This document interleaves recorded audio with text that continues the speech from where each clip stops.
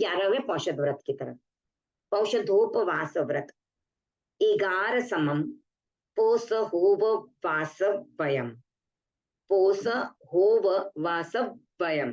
पौषधोपवास व्रत को दो शब्दों से बनता है, एक होता है पौषध प्लस उपवास, तो पौषधोपवास व्रत। आप अगर सिर्फ पौषध बोलते हो तो फिर उसमें पौषध और उपवास दोनों ही इंक्लूडेड ही है। तो पहले समय में जब भगवान महावीर के समय से लेकर जो परंपरा चली है, या फिर जो प्रतिमाधारी श्रावक होते हैं, पहले जो श्रावक होते थे उनके लिए विधान था कि पर्व तिथियों को वे पौषध करते थे। तो पर्व तिथियों को वे 24 उपवास करते थे और साथ में पौषध भी करते थे। अब कोई पौषध चतुष्प्रहरी करते और कोई अष्टप्रहरी भी करते थे, ऐसा भी होता था। अब भगवान महावीर के समय में तो ऐसी परंपरा थी कि खा पी के भी वे पौषध करते थे, वे उपवास के साथ नहीं भी करते थे। जैसे हम 10 श्रावकों के जीवन का वर्णन पढ़ेंगे, उपासक दशा आगम में आया हुआ है, तो आनंद, कामदेव, चूलनी पिता, इनके लिए जब बताया जाता है तो बताया जाता है कि आहार भोज करने के बाद भी पौषध करते थे, तो उस समय ये भी मान्य था। पर अभी जो मान्य है वो ऐसा है, 24 उपवास के साथ आप करोगे चतुष्प्रहरी या अष्टप्रहरी, तो ही आपका पौषध गिना जाएगा। अब ये पौषध जब हम करते हैं तो एक दिन और रात, अगर हमने अष्टप्रहरी लिया है तो पूरा दिन और पूरी रात, अगर हमने चतुष्प्रहरी लिया है तो सिर्फ रात का हो सकता है, यानी सूर्यास्त से लेकर सूर्योदय तक, या फिर चतुष्प्रहरी पौषध दिन का भी हो सकता है, सूर्योदय से लेकर सूर्यास्त तक, तो हम ऐसे भी कर सकते हैं। बहुत बार देखते हैं लोग 6 प्रहरी भी पौषध करते हैं, तो पर मिनिमम चतुष्प्रहरी तो होना ही चाहिए। सावध्य प्रवृत्ति करने का त्याग करते हैं। पहला आहार का, दूसरा शरीर परिक्रम का, और तीसरा अब्रह्मचर्य सेवन करने का, और चौथा व्यापार करने का।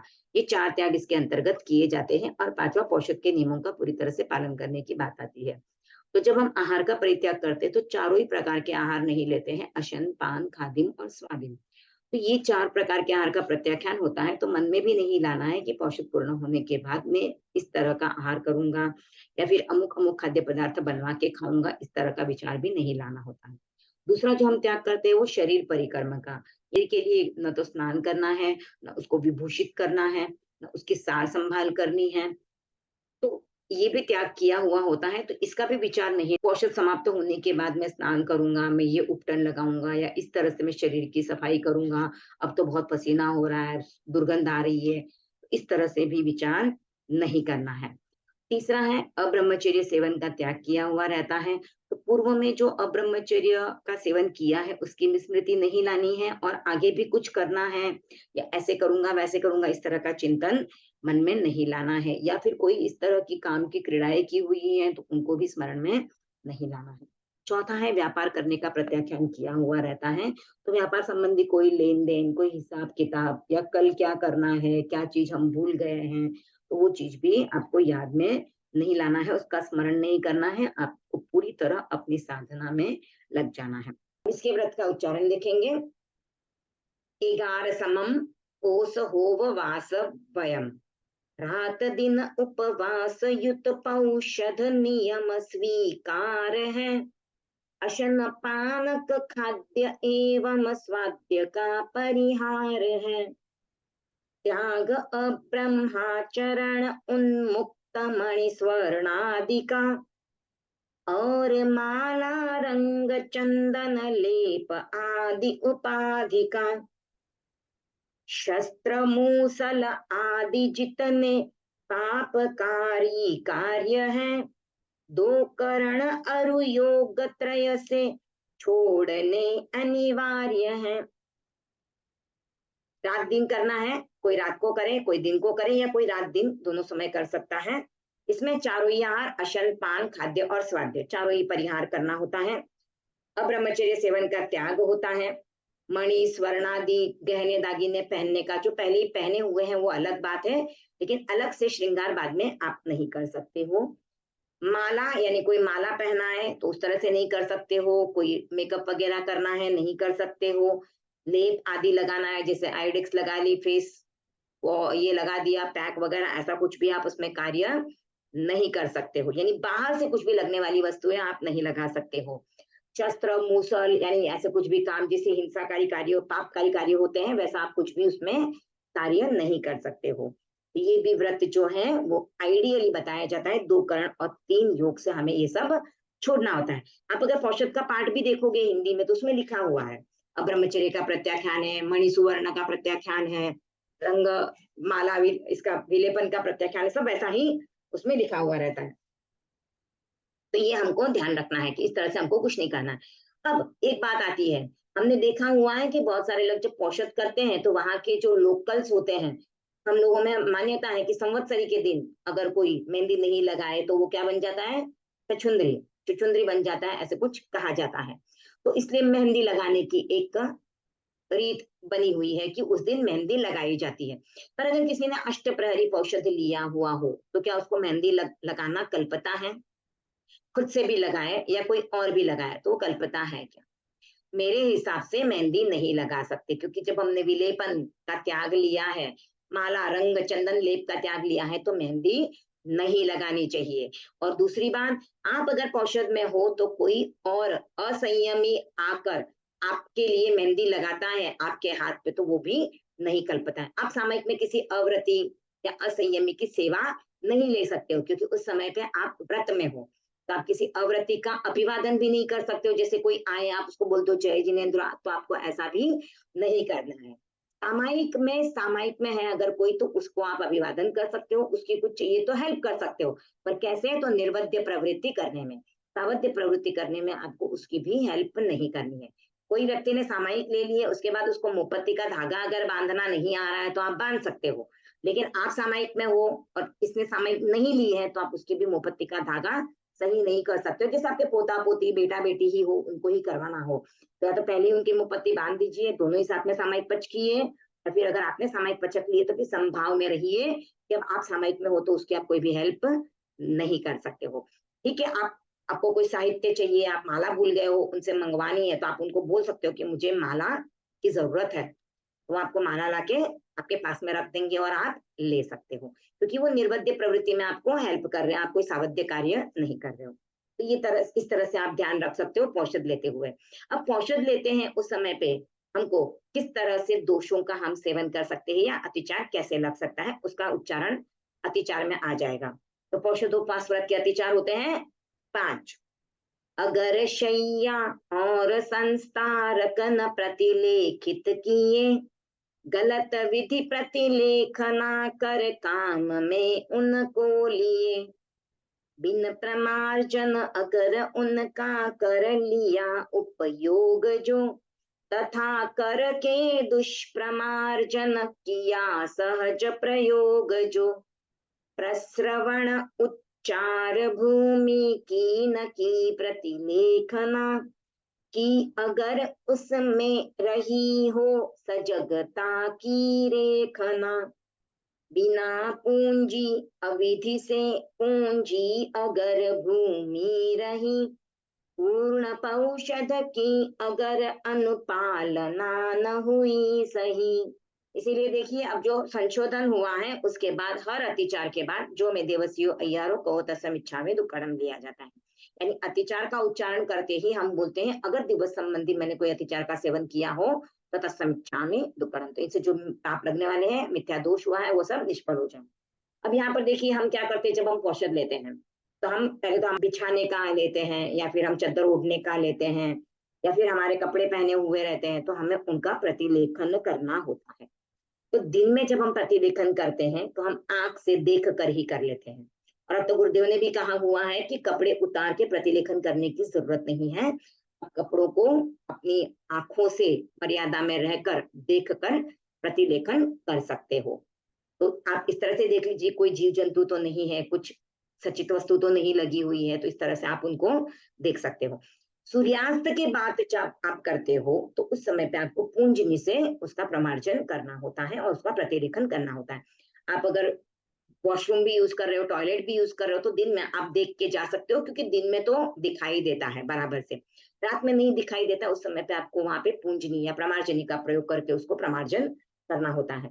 तो सबसे पहले तो होता है जो सोने और बिछाने के लिए हमने लिया है, ओढ़ने के लिए लिए हैं वस्त्र, उनका हमें प्रतिलेखन करना है। तो या तो हमने प्रतिलेखन नहीं किया या फिर किया लेकिन अच्छी तरह से नहीं किया, ये दो हो सकता है। तो इसका पहला अतिचार जो है वो है अप्रतिलेखित दुष्प्रतिलेखित।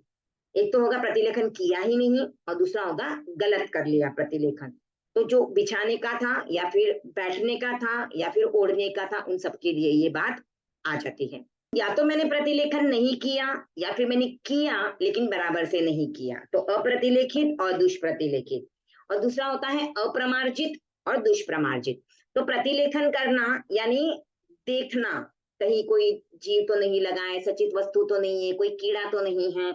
और प्रमार्जन करना यानी पूंजनी से जब करते, तो दिन में करते हैं तब प्रतिलेखन होगा, जब रात में करते हैं तो उस समय पे ये प्रमार्जन होगा। तो ये हो गया, मैंने बिछाने का जो लिया था, ओढ़ने का लिया, या मैंने समझो स्पॉन्ज का तकिया लिया, हवा भरने वाला तकिया लिया है, या फिर मेरे कपड़े हैं, शॉल है, कुछ भी जो वस्तु है, मेरा आसन है, मेरी बुक्स है, तो उनका प्रतिलेखन और प्रमार्जन। और दूसरा प्रतिलेखन और प्रमार्जन होगा जब हम उच्चार प्रस्रवण की भूमि, यानी जहां पर मैं वॉशरूम के लिए जाती हूँ, टॉयलेट के लिए जा रही हूँ, या फिर मैं थूकने के लिए भी गई हुई हूँ, 1 नंबर 2 नंबर करने को जाना पड़ा। कोई कोई लोगों को 1 नंबर 2 नंबर तो नहीं आती है, पर थूकने के लिए जाने के लिए उनको वॉशरूम यूज करना पड़ जाता है, तो सिर्फ बेसिन यूज होता है, तो उसको उच्चार और प्रस्रवण की भूमि इस तरह से कहा जाता है। तो इन सबका प्रतिलेखन और प्रमार्जन अगर मैंने नहीं किया या फिर गलत तरीके से किया तो ये भी दोष कहलाता है। व्रत खंडन नहीं होता है, लेकिन व्रत में दोष लग जाता है। अब उसके बाद ये हो गए 4 अतिचार, और 5वां अतिचार है कि पौषध व्रत का मैंने पूरी तरह से पालन नहीं किया। जैसे पौषध व्रत में मुझे एक दिन या रात तक अगर अष्टप्रहरी लिया है तो, और चतुष्प्रहरी लिया है तो सूर्यास्त से लेकर सूर्योदय तक का समय था, उस समय पे मुझे अपने को धार्मिक क्रिया में प्रवृत्त रखना था। लेकिन मैंने अपनी रूटीनचर्या चल रही है, प्रतिक्रमण करने के बाद लेडीज लेडीज हम लोग आसपास में सोए हुए हैं, बातें कर रहे हैं, घर गृहस्थी की बातें हो रही है, स्त्री कथा हो रही है, देश कथा हो रही है, भक्त कथा हो रही है, जो भी कथाएं हम कर रहे हैं, 4 प्रकार की कथाएं हैं, भी कथाएं होती हैं, तो वैसा कर लिया, हंसी मजाक किया, स्वाध्याय नहीं किया, या फिर जो गृहस्थ आ रहे थे उनका अभिवादन किया। तो हमारे टाइम को हमको जितना स्वाध्याय और इसमें लगाने था वो छोड़ के हमने हमारी रूटीनचर्या चालू रखी। तो जितना समय हमने प्रतिक्रमण किया या कुछ किया उतना किया, उसके अलावा हमने अपनी रूटीनचर्या चालू रखी। तो इस तरह से अगर हमने किया तो पौषध के नियमों का हमने पूरी तरह से पालन नहीं किया, तो ये भी इसका 5वां अतिचार हो गया। तो हमें इन 5 ही अतिचारों से बचना है और पौषध को हमें सम्यक रूप से करना है। पौषधोपवास व्रत के 5 अतिचार, जो अतिचार की भाषा है उसको समझेंगे। अगर मैंने शैया और संस्तारक का प्रतिलेखन न किया हो, शैया अर्थात स्थान, यानी जिस स्थान पर हम पौषध लेने वाले हैं उस स्थान का मैंने प्रतिलेखन या प्रमार्जन अच्छे से न किया हुआ हो। संस्तारक यानी बिछौना, तो जो हमने बिछाने के लिए या ओढ़ने के लिए चद्दर कंबल जो भी लिया है उनका हमने प्रतिलेखन नहीं किया हो, तो ओढ़ने पहनने के कपड़े भी इसी के अंतर्गत आ जाते हैं। तो शैया और संस्तारक अगर प्रतिलेखन नहीं किया हो या फिर गलत विधि से प्रतिलेखना कर उनको काम में लिया हो, उनका प्रमार्जन नहीं किया हो और उनका उपयोग कर लिया हो, या फिर दुष्प्रमार्जन यानी सही तरीके से उसका प्रमार्जन नहीं किया हुआ हो और उसका प्रयोग कर लिया हो। अब यही बातें प्रस्रवण और उच्चार भूमि के लिए भी आती है। तो प्रस्रवण उच्चार भूमि की अगर प्रतिलेखना नहीं की या फिर की लेकिन वह सजगता से नहीं की, जो जमीन थी वह बिना पूंजी रही या फिर अविधि से पूंज ली मैंने, औषधोपवास के व्रतों का मैंने बराबर से पालन न किया हो, तो तत्समिच्छामि दुक्कडम। अब जैसे मैंने बताया था कि अगर आप पौषध करते हो, पौषध का नियम ले रखा है पर शारीरिक असुविधा है, नहीं कर पा रहे हो, तो गुरुदेव ने जैसे बताया आप सोफे के ऊपर भी पौषध ले सकते हो, लकड़ी के पाटे के ऊपर भी सोफ ले सकते हो। यानी आपको जो सोने के लिए आपको यूज करना है वो आप कॉयर वाली जो गादी आती है या फिर स्पंज की गादी आती है वैसी गादी आप यूज कर सकते हो। और गुरुदेव ने तो यहाँ तक कहा है कि रुई की गादी जो होती है वो भी 12 साल पुरानी अगर होती है तो आप उसको भी यूज कर सकते हो। पर कब? जब आपके शारीरिक असुविधा हो, आप अगर ऐसे नीचे जमीन पर वगैरह नहीं सो सकते हो, उस समय पे आप इस सुविधा का उपयोग कर सकते हो। तो इन सब बातों का भी हम ध्यान रख सकते हैं। ठीक है, तो ये हो गए 5 अतिचार पौषध के। अप्रतिलेखित दुष्प्रतिलेखित शैया संस्तारक, अप्रमार्जित दुष्प्रमार्जित शैया संस्तारक, अप्रतिलेखित दुष्प्रतिलेखित उच्चार प्रस्रवण भूमि, अप्रमार्जित दुष्प्रमार्जित उच्चार प्रस्रवण भूमि, और पौषधोपवास का सम्यक अपालन किया अगर तो अब एक क्वेश्चन ये आता है कि सामायिक और पौषधोपवास व्रत इनको अलग से क्यों रखा गया है? जबकि हमने कहा कि देशावकाशिक व्रत के अंतर्गत अंतर्गत एक निश्चित अवधि तक जो त्याग किए जाते हैं वो आते हैं। तो सामायिक भी सिर्फ 48 मिनट्स के लिए होती है और पौषधोपवास जो व्रत है, पौषधोपवास है, वह भी 1 दिन रात या फिर 1 रात या 1 दिन के लिए होता है। तो फिर ये भी देशावकाशिक व्रत के अंतर्गत ही आ सकते थे। तो फिर 9वां सामायिक व्रत अलग और पौषधोपवास व्रत अलग से क्यों रखा गया है? तो इस क्वेश्चन का जब हम समाधान सोचते हैं तो ये समझ आता है कि देशावकाशिक व्रत जो है वो अपनी इच्छा से हम कितने भी समय का ले सकते हैं। हम 2 मिनट का भी ले सकते हैं, आधे घंटे का भी ले सकते हैं, 10 घंटे का भी ले सकते हैं या सिर्फ 48 मिनट्स का भी ले सकते हैं, 45 मिनट्स का भी हो सकता है। तो हमारी इच्छा के अनुसार हम उसका त्याग ले सकते हैं। जैसे मैं 15 मिनट का मौन कर लूँ, मैं स्वाध्याय कर लूँ या फिर मैं एकासन ही कर लूँ या मुझसे नहीं हो रहा तो मैं ऐमबिल कर लूँ या फिर मैं चौविहार प्रत्याख्यान कर लूँ, त्रिविहार प्रत्याख्यान कर लूँ, रात्रि सौगंध ही कर लूँ। तो इस तरह से वहाँ पे मेरे ऊपर कोई एक रिस्ट्रिक्शन नहीं आता कि मुझे यही करना है। पर जब मैं सामायिक करती हूँ तो मेरे पे एक रिस्ट्रिक्शन आ जाता है कि 48 मिनट्स तक ही मुझे सामायिक करनी है। उससे कम भी नहीं और उससे ज़्यादा भी नहीं हो सकती है। एक सामायिक का कालमान 48 मिनट्स तक है। अगर मैं 2 सामायिक करूँ तो 96 मिनट तक हो सकता है, पर एक सामायिक का कालमान तो 48 मिनट है। तो मैं 48 के मल्टीपल्स में जितनी सामायिक करूँ वो कर सकती हूँ, पर टाइम 48 मिनट्स ही होना चाहिए। अब जब पौषधोपवास व्रत की भी बात करते हैं, तो पौषधोपवास व्रत भी 4 प्रहर का हो सकता है कम से कम। तो कम से कम 4 प्रहर तो मुझे करना ही है। तो मैं अपनी मर्ज़ी से 1 प्रहर का, 2 प्रहर का, 3 प्रहर का नहीं कर सकती हूँ। या तो मैं 6 प्रहरी कर सकती हूँ या फिर मैं 4 प्रहरी कर सकती हूँ या अष्टप्रहरी या फिर 4 चतुष्प्रहरी जो है उसके मल्टीपल्स में मैं चाहे जितना पोषित कर सकती हूँ। तो यहाँ पर भी एक मुझ पर रिस्ट्रिक्शन आ गया कि मैं इसी समय सीमा के अंतर्गत पोषित कर सकती हूँ।